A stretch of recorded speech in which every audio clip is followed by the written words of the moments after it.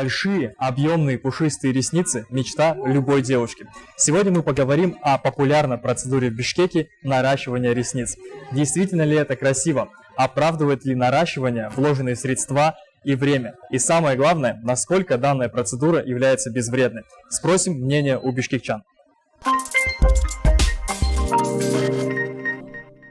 Как вы относитесь к процедуре наращивания ресниц?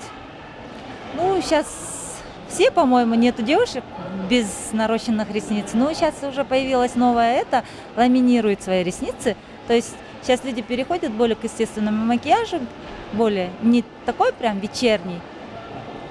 Естественность снова возвращается в моду.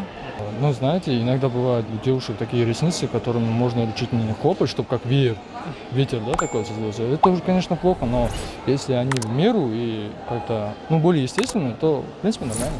Становится, красивее, я сказал бы так. Иногда, конечно, бывает перебор. Мне вообще без разницы, но без накачанных губ, чтобы было там и без. Я скорее за ламинирование ресниц, потому что они улучшают свои ресницы и этим способом получается. Расскажите нашим зрителям вообще, что такое. Девушки меня поймут, я думаю. Ламинирование – это лечебная такая терапия. Это, получается, они наклеивают себе ресницы, они лечат свои, живые, и объем придает, и получается, живыми более становятся они, да? Там подкрученные, и это эффект получается более такой долгосрочный, чем наращивание идет. И полезный. Я на самом деле не против. Девушки хотят выглядеть красиво, я не думаю, что это плохо. Не знаю, мне не нравится, мне больше свои нравятся. Нейтрально так отношусь.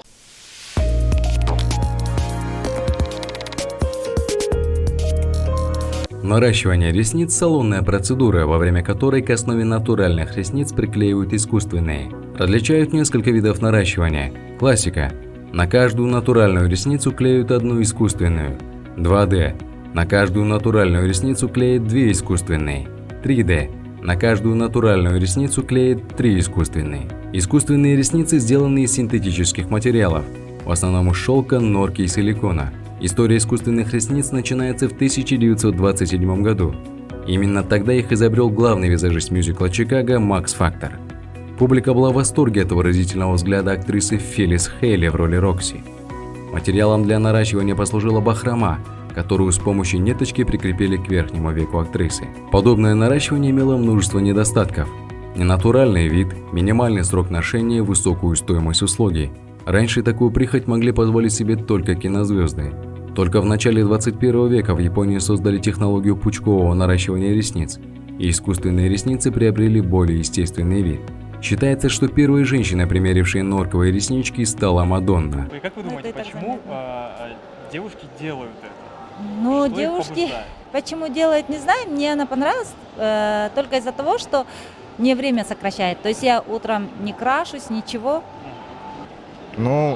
Для внимания, я бы сказал. Просто девушки – это такие нежные создания, которым необходимо, то есть внимание, ласка, забота. Есть наращивание в формате 3D, допустим, это как будто бы, настоящие ресницы, но немного с объемом.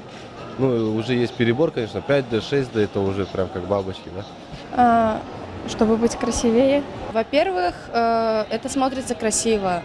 Во-вторых, это увеличивает глаза, и не нужно заморачиваться насчет каких-нибудь других ресниц, накладных, например. Наверное, на какие-то мероприятия или важные события, чтобы в камере выделялись глаза.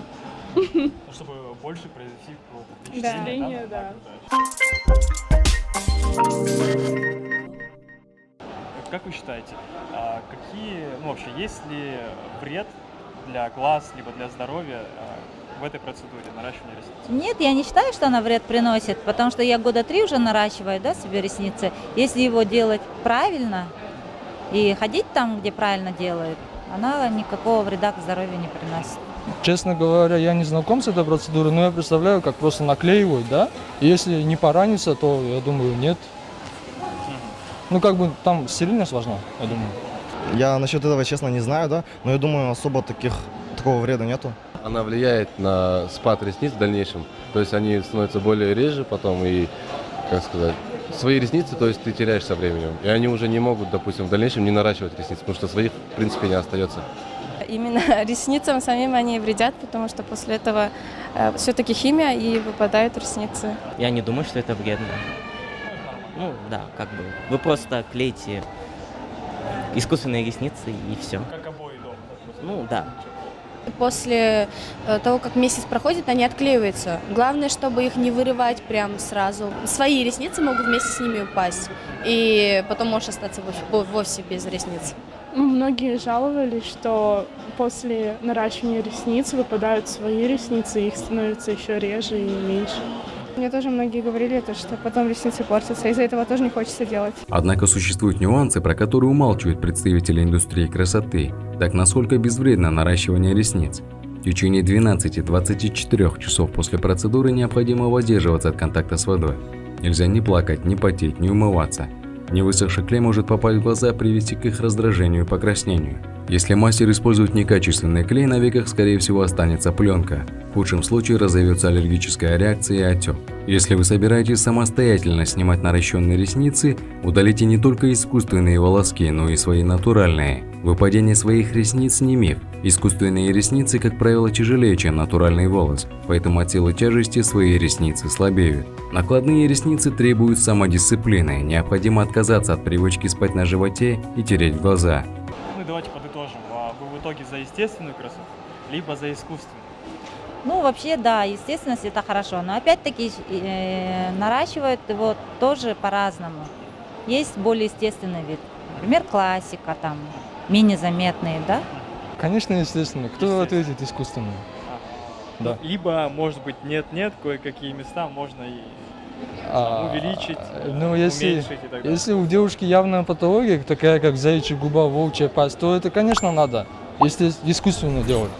Но если, в принципе, девушка нормальная, но у нее комплекс в мозгу, ну как это, психическое, то это, конечно, нужно лечить не ножом. Это нужно психологом лечить, психотерапевтом, психиатром. Душа. Самое главное, душа. Конечно. Ребят, ну вы за натуральную красоту? Да, да. Либо За натуральную. за искусственную? Нет. За натуральную. Только натурал. Конечно. Есть золотая середина, можно делать, но не в большом количестве. Ну, наращивать ресницы, либо покраситься, все. И за пластические хирургии, либо за это я это не поддерживаю. Ну, я, если честно, больше за естественную красоту. Ну, я на самом деле не против, когда они там в тебя что-то наращивают, ну и банально просто красятся. Но мне кажется, это выглядит красиво. Дайте несколько советов жителям вообще нашей страны, нашим девушкам, как поверить в свою естественную красоту. Да мне кажется, некрасивых людей не бывает. Просто мы себе придумываем всякое. Все люди красивые по-своему. Каждая девушка, она становится раза в 2-3 красивее, когда она улыбается. Когда человек ставит себе рамки, он будет в этих рамках. А если... То есть ты не должен быть в рамке. Вот я это хочу сказать. Быть увереннее в себе, заниматься спортом и не обращать внимания на чужие мнения, наверное. Каждый день утром улыбаться в зеркало и думать, что она красивая. Но я просто хочу сказать, чтобы они любили себя. Как бы мы, мужчины, все равно как бы в любом случае очень сильно любим. Каждый из нас индивидуален, и надо просто принять себя и не слушать окружающих. Главное быть ухоженной, смотреть, следить за собой, гигиена. А остальное это так второстепенно, я думаю. Они уже сами загоняются. Если по этому девушка поводу. ухоженная, она в любом случае будет приятная.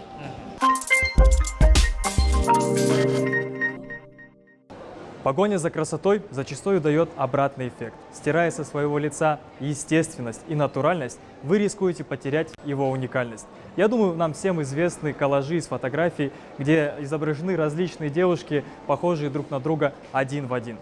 Девушки, подчеркивайте свою красоту, но не сводите ее на ноль.